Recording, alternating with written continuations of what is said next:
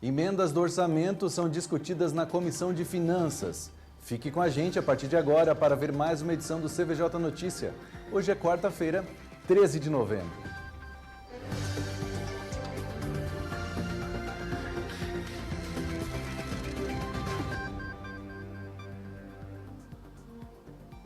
Boa noite e obrigado pela sua audiência. O orçamento de Joinville para 2020 esteve em análise na Comissão de Finanças hoje à tarde. Os vereadores analisaram um conjunto de 8 emendas à proposta. Vamos ver quais foram as propostas feitas para alterar o projeto original da Prefeitura. Um grupo de 8 emendas foi apresentado ao orçamento. Todas as emendas são do vereador Odir Nunes, do PSDB.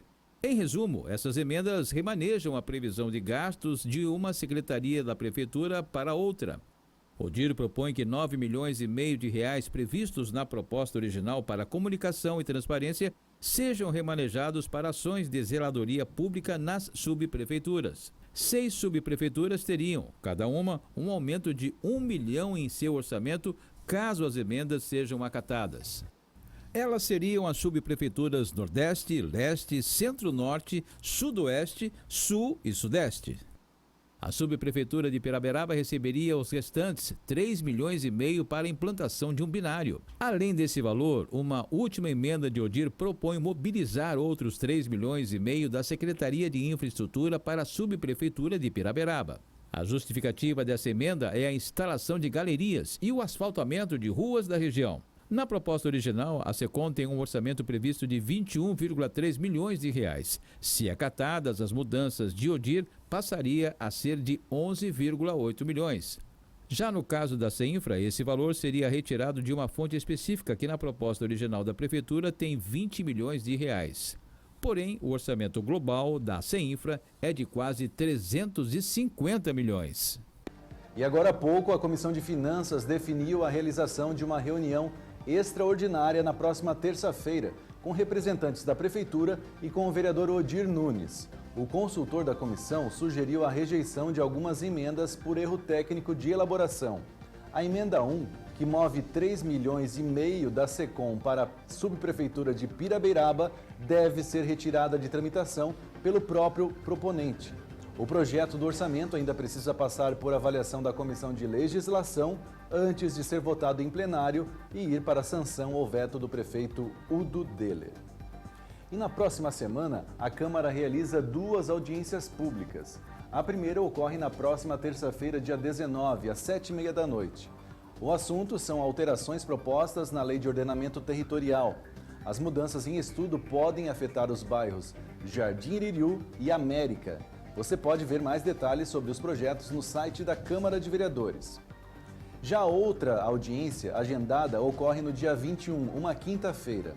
O assunto dessa vez é a população em situação de rua em Joinville.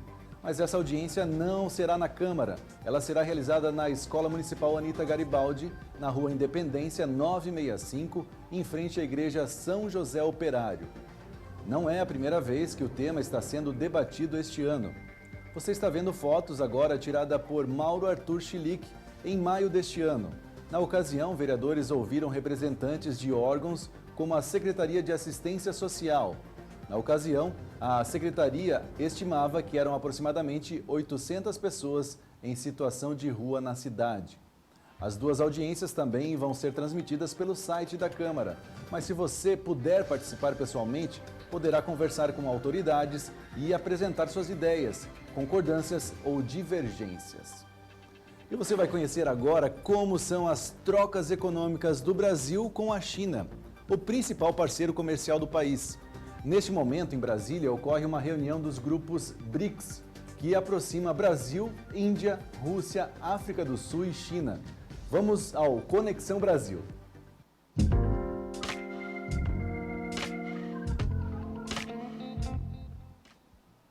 Uma das principais líderes na corrida mundial do 5G, a rede de internet móvel ultra rápida, a China é o nosso principal parceiro comercial.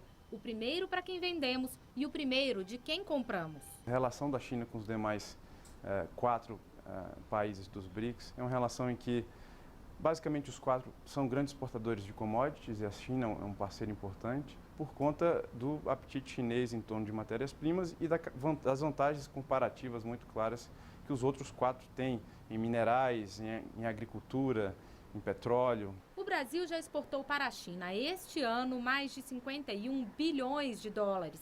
A maior parte, mais de 45 bilhões, em produtos básicos, as chamadas commodities. Por outro lado, importamos dos chineses mais de 30 bilhões de dólares, quase tudo em produtos industrializados. A pauta de exportação para a China hoje continua sendo ainda muito concentrada em insumos e produtos primários. Minério de ferro, soja, milho, enfim. Ela está concentrada nessa parte básica. A gente está procurando ter uma relação mais intensa com a China para que a gente possa ter também outras áreas de atuação numa fase mais bilateral. A vinda do líder chinês Xi Jinping ao Brasil acontece menos de um mês depois de o presidente Jair Bolsonaro visitar a China. E justamente por isso, a ideia agora é aprofundar a confiança política, além, claro, de aumentar a cooperação. Para ampliar ainda mais as relações comerciais com a China, o governo brasileiro deve buscar reduzir as chamadas barreiras comerciais, de maneira recíproca.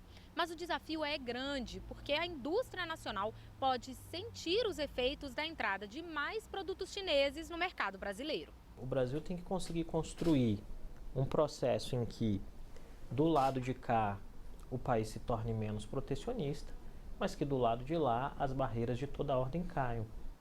E por hoje é isso, o CVJ Notícia vai ficando por aqui. Se você quiser saber mais sobre o trabalho dos vereadores de Joinville, é só procurar pela hashtag CVJ nas redes sociais. Nós voltaremos amanhã. Tenha uma boa noite. Tchau!